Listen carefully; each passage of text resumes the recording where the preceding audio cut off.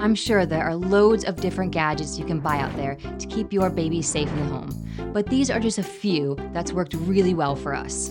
Number 1, use guards to soften those hard corners of tables and furniture, and buy a handful of socket covers for all the outlets that they have access to, because plugs are one of the many things that they just love to play with, maybe because kids just love to annoy their parents. Number 2, try to attach furniture to the wall if you have anything in your home that could be easily pulled over. Bookshelves, drawers, that sort of thing.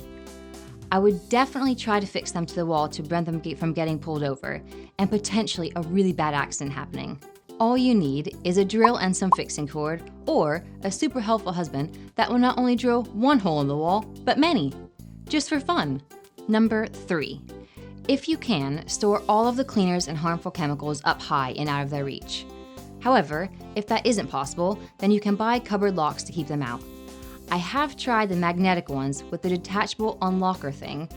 To be honest, I just found it super annoying because I'd always lose the part that I needed to release the magnet, so I just keep with the sticky latch clips. They're so much easier. And that's a super fun little game my girls play at the moment to see who can smash the cupboards the loudest to annoy mommy. It's really fun. Number 4, invest in stair gates. We have the summer infant gates. I absolutely love these because there's nothing on the bottom, so you or the kids can't trip over them when they aren't being used. We have them at the tops and bottoms of the stairs. And I find having one on the kitchen door super handy throughout the day if I'm cooking or cleaning and I don't want them going near the oven or slipping on the wet floors. Plus, I think they give more space to walk through as they're retractable, and I just think they look really nice.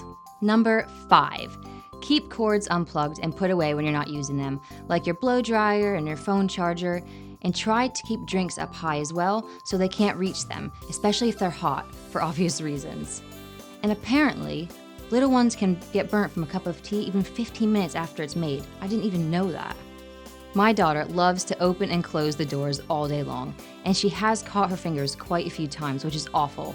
So yeah, just get some doorstops. Number 6, keep pot handles while on the stove to the side and away from the edge while you're cooking to prevent their little hands from reaching up and grabbing them. I've heard horror stories with kids scalding themselves with hot water while their moms were cooking, so you can never be too careful. Number 7, keep small objects that can be easily swallowed off the floor and out of reach.